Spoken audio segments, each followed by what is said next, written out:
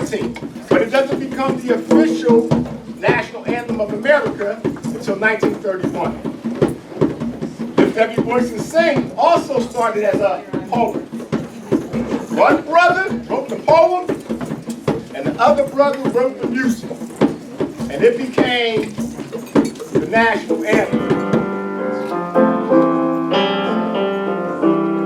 Lift every voice and sing till earth and heaven ring.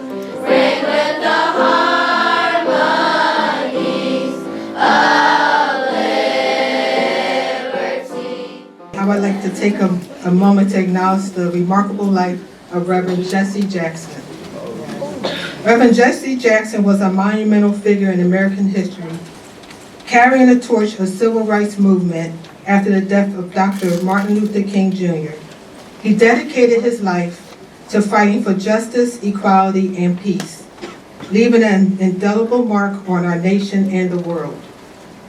His unwavering commitment inspired millions to believe in the power of their voice and to keep hope alive. Till victory is won.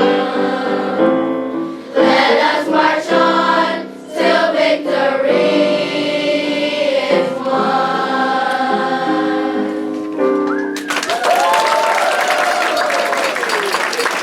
This is SEPTA's 6th annual Black History Month celebration, and I want to thank everyone here who has built this into a meaningful tradition to highlight the many accomplishments and contributions of the African American community. Through these events, we are sharing the profound impact of African American inventors, innovators, entrepreneurs, and civil rights leaders. Events like today's help keep the dialogue going and foster a culture of belonging and appreciation. We are promoting values that strengthen us, enrich our workplace, and allow all of us to appreciate each other's culture. So let's learn from the past, celebrate the present, and inspire the future. We're proud here at SEPTA to celebrate Black History Month and the impact that African Americans have made on our communities, and particularly public transportation. Everyone here, I'm sure, knows the story of Rosa Parks and how instrumental she was in contributing to the civil rights movement. But today we're going to honor someone else just as significant, but much earlier, and that's the work of local icon Caroline Rebecca LeCount. Miss LeCount was an educator. She was an activist from Philadelphia. And even though she was born more than a half century prior to Rosa Parks, they are considered by many to be very closely intermingled in the efforts to desegregate public transit. History notes that Caroline LeCount's work had many parallels to that of Rosa Parks, except that her efforts in 1867 were centered on streetcars that were still powered by horses. And I did not operate those cars. But it was the same year that the city of Philadelphia issued official notice to its transit companies that they were no longer allowed to discriminate against black passengers. We celebrate these critical efforts to bring change to society, much needed change, which we still see those efforts continuing today. They continue here, they continue all across the nation and the world. We also emphasize the close connections between these movements and public transit, and the key role that African Americans have had in our growth, both socially, with engineering and technological advances that benefit public transit. Black History Month reminds us that progress often begins with awareness and grows through shared commitment.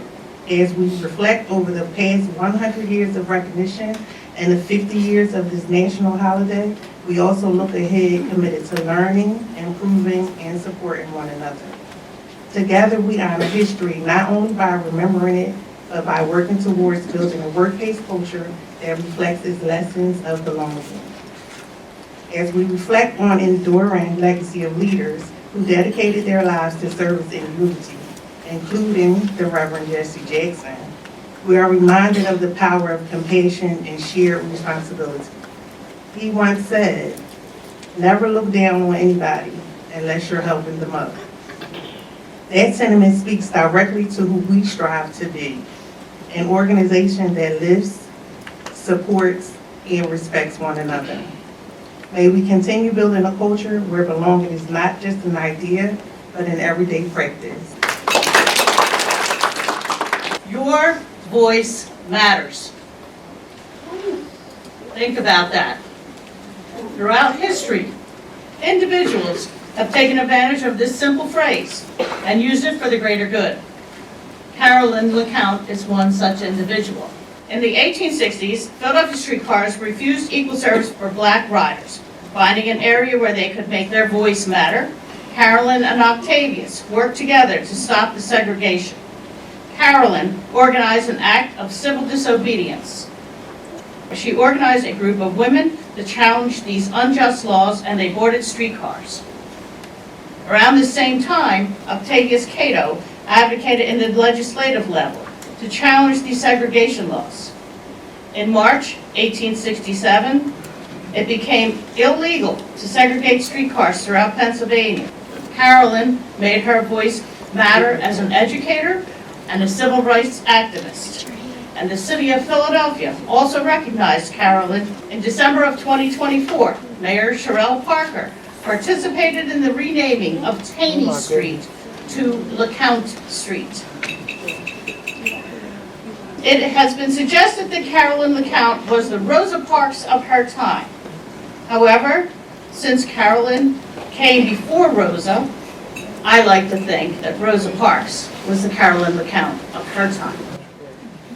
Today is the day that we gather to celebrate the history of Black people in this nation, in this city. A city rich with pioneers in the field of medicine, law, sports, arts, sciences, you name it, Philadelphia has seen it.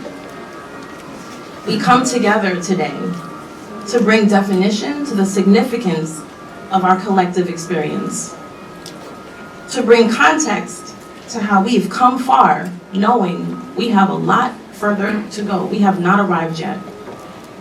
We appreciate the sacrifice, the surrender, and the survival of our ancestors, because had they not, we could not partake in this freedom of experience and expression. We should strive to progress and not pretend to. We are called to press forward, onward. And we must continue to learn and live in the knowledge, knowing that all of our acts today are accumulating into an unimaginable future for our children's children. 1, 2, 3.